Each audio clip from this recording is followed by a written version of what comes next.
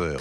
Nicolas Caro ce matin, le livre du jour, c'est l'histoire d'une révolte. Absolument. Le 6 mai 1947, à la prison de Fresnes. Et ce qui est intéressant dans cette mutinerie, c'est que ce sont des femmes, c'est le moins courant, et aussi ce ne sont pas des criminels. Alors, mais il faut c'est Vincent, vocaliser mon bon Nicolas. Qu'est-ce qu'elles font en prison alors, si ces pauvres femmes? Eh bien, elles sont dans l'aile de l'éducation surveillée. Il y a 1500 détenus de droit commun, des criminels, des vrais pour la plupart, enfin comme on se les imagine. Et puis dans une allée, il y a un petit pavillon, 80 jeunes filles qui sont là parce qu'elles ont fugué, parce qu'elles ont chapardé ou parce qu'elles sont de petites vertus, de mauvaises filles en fait, comme on disait. Autrement dit, elles ne sont pas tout à fait dans le chemin des braves gens, mais pas de crimes stricto sensu à leur actif non plus. Toutes mineures, de 16 à 21 ans, on est en 47 je rappelle. C'est leur histoire que nous raconte Dorothée Janin dans La révolte des filles perdues chez Stock, quand une partie d'entre elles a décidé que c'était terminé et qu'elles ont tout cassé,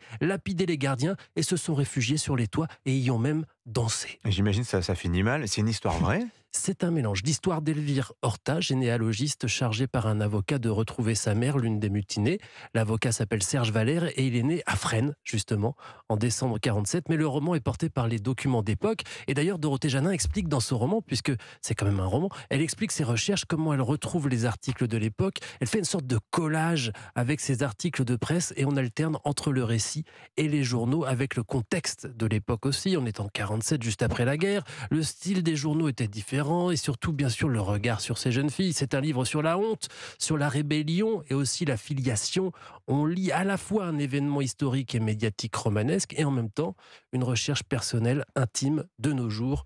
Où est passée la mère de cet avocat? Est-elle seulement encore vivante?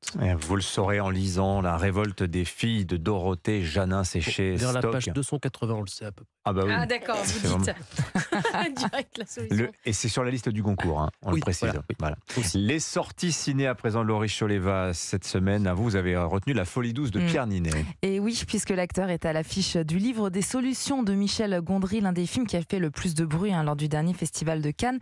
Dans cette comédie, eh bien, Pierre Ninet, en fait, il incarne en quelque sorte Michel Gondry, puisque c'est un film très personnel qui parle d'un réalisateur anxieux en proie à des troubles mentaux qui a du mal à terminer son film et qui va décider d'écrire le livre des solutions, destiné à être un recueil de solutions à tous les conflits, à tous les problèmes. Il faut démarrer son projet comme on démarre une voiture en hiver.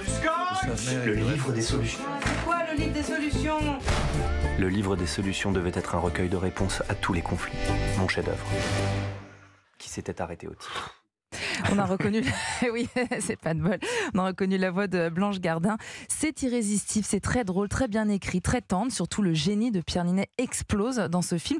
Écoutez Michel Gondry nous en parler justement de l'importance de traiter ce sujet sous la forme de l'humour. Quitte à raconter ses malheurs, autant y mettre un petit peu d'humour ou de dérision, parce que sinon ça peut devenir très ennuyeux et fatigant pour les gens qui vous écoutent. Voilà, Michel Gondry, le livre des solutions. Ça a l'air bien son bouquin. Il faudra nous chroniquer celui-là, Nicolas. Je suis hyper fan. Laurie, vous nous parlez aussi d'un métier sérieux maintenant. Celui de professeur des écoles, grâce au film de Thomas Lilti, un métier sérieux. Thomas Lilti, vous savez, c'est le réalisateur de la série et du film Hippocrate ou encore du film Médecin de campagne. Et bien là, il laisse de côté la blouse blanche et le bistouri pour s'intéresser au corps enseignant avec un casting de rêve, une bande d'acteurs qu'il connaît bien.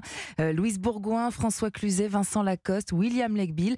Et puis une nouvelle dans son univers, c'est Adèle Exarchopoulos.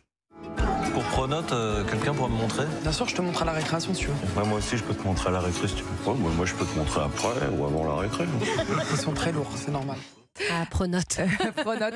Bon, le quotidien des profs, leur investissement, leurs failles, les frustrations, les solidarités, toutes les problématiques inhérentes à l'enseignement sont très bien illustrées dans ce film. On se laisse embarquer par tous ces professeurs. Vous allez sans doute en reconnaître quelques-uns, des passionnés, des passionnants, certains en burn-out ou encore blasés. Il y en a pour tous les goûts et c'est un très joli film. Un métier sérieux, le film de Thomas Lilti et donc le livre des solutions. Puis 2 films français cette semaine. Ouais, super. Merci beaucoup Laurie, merci Nicolas, Avec merci plaisir. mon cher Vincent. À demain pour de nouvelles découvertes.